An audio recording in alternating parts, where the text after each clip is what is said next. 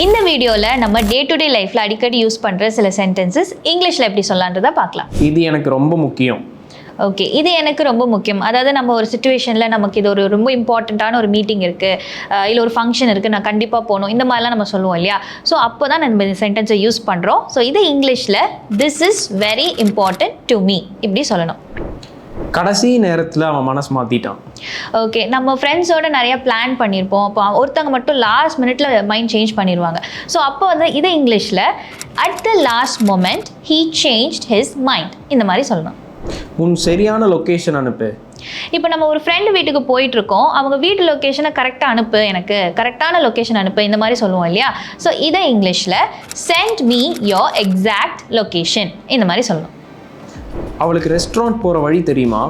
இப்போ நம்ம ஃப்ரெண்ட்ஸோட ஒரு ரெஸ்டாரண்ட்டில் இருக்கோம், அப்போ ஒருத்தங்க மட்டும் இன்னும் வரல. அப்போ நம்ம கேட்குறோம், அவங்களுக்கு சரியான ரெஸ்டாரண்ட்டோட வழி தெரியுமா இந்த மாதிரி கேட்போம் இல்லையா?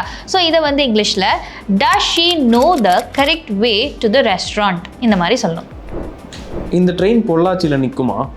இப்போ நம்ம ஊருக்கு போகிறோம், ஒரு பொள்ளாச்சிக்கு போகிறோம்னு வைங்களேன். அப்போ இந்த ட்ரெயினில் நம்ம ஏறும்போது இந்த ட்ரெயின் அங்கே நிற்குமா அப்படின்னு நம்ம கண்டிப்பாக கேட்டிருப்போம். ஸோ இதை வந்து இங்கிலீஷில் does this train stop at Pollachi. அது வேற யாரோடதா தான் இருக்கணும். இப்போ நம்மக்கிட்ட ஒரு பொருள் இருக்குது, அது நம்மளது கிடையாது, அது வேற யாரோடதா தான் இருக்கலாம்.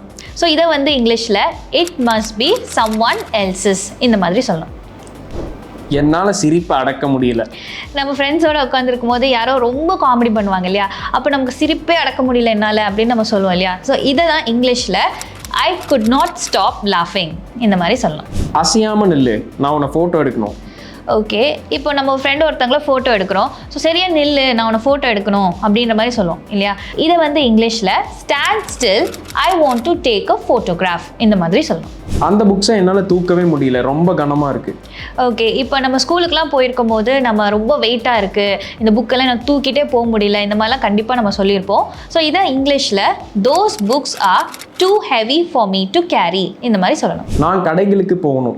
ஓகே, வீட்டுக்கு சில பொருள்லாம் வாங்கணும், கண்டிப்பாக நான் கடைக்கு போகணும் இந்த மாதிரி சொல்லியிருப்போம் இல்லையா? ஸோ இதை வந்து இங்கிலீஷில் I need to go to the shops இப்படி சொல்லணும். பின் கதவை பூட்டினியா? ஓகே, இப்போ நம்ம வீட்டில் இருக்கோம், நம்ம தூங்க போகிறோம், அப்போ எல்லா கதவும் க்ளோஸ் பண்ணிட்டியா, இல்லை பின் கதவுலாம் பூட்டிட்டியா இந்த மாதிரிலாம் கேட்பாங்க இல்லையா? ஸோ இதை வந்து இங்கிலீஷில் have you lock the back door இந்த மாதிரி சொல்லணும். நான் சாக்லேட் சாப்பிட ஆரம்பித்தா என்னால் நிறுத்தவே முடியாது. இப்போ சாக்லேட் ரொம்ப விரும்புகிறவங்க இருப்பாங்க, அப்போ அவங்க ஒன்று சாப்பிட்டா கூட அதை திருப்பி திருப்பி சாப்பிட்டுட்டே இருப்பாங்க. அந்த மாதிரி நிறுத்தவே முடியாது சாப்பிட ஆரம்பிச்சேன்னா அந்த மாதிரிலாம் இருப்பாங்க இல்லையா? இதை இங்கிலீஷில் once I start eating chocolate I can't stop இந்த மாதிரி சொல்லணும். என் தட்டு ஏற்கனவே ஃபுல்லாக இருக்குது. ஓகே, இப்போ நம்ம ஒரு ஃபங்க்ஷன் போகிறோம், அவங்க நமக்கு நிறைய சாப்பாடு கொடுக்குறாங்க, போதும் போதும் சொல்கிற அளவுக்கு வச்சுட்டே இருப்பாங்க. அப்போ நம்ம சொல்லலாம் my plate is already full இந்த மாதிரி. என் கால் வலிக்குது. நம்ம ரொம்ப நேரம் நின்று கால் வலிக்குது இந்த மாதிரி நம்ம நிறைய டைம் சொல்லியிருப்போம். ஸோ இதை இங்கிலீஷில் மை லெக்ஸ் ஹர்ட் இந்த மாதிரி சொல்லணும். அவங்க நல்ல ஃப்ரெண்ட்ஸாக இருந்தாங்க. ஓகே, நமக்கு தெரிஞ்ச 2 பேர் ஒரு காலத்தில் ரொம்ப க்ளோஸ் ஃப்ரெண்ட்ஸாக இருந்திருப்பாங்க, ரொம்ப குட் ஃப்ரெண்ட்ஸாக இருந்திருப்பாங்க. நம்ம சொல்லுவோம் இல்லையா, அவங்களாம் ரொம்ப நல்ல ஃப்ரெண்ட்ஸாக இருந்தாங்கன்னு. ஸோ இதை தான் இங்கிலீஷில் தே வர் குட் ஃப்ரெண்ட்ஸ் இந்த மாதிரி சொல்லலாம். அதை பற்றி சில தகவல்களை எங்களுக்கு தர முடியுமா?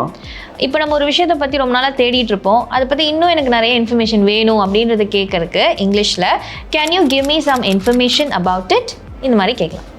இப்போ பார்த்த சில சென்டென்சஸ் எல்லாம் உங்களுக்கு கிளியராக புரிஞ்சுதா? இப்போ உங்களுக்கு ஒரு சென்டென்ஸ் நான் தரேன், நம்ம ட்ரிப்புக்கு போகலாம். இதை எப்படி இங்கிலீஷில் சொல்லணுன்றதை காமெண்ட்டில் சென்ட் பண்ணுங்கள். அண்ட் மறக்காமல் இங்கிலீஷ் பார்ட்னர் யூடியூப் சேனலை சப்ஸ்கிரைப் பண்ணுங்கள். Learn and level up with English Partner.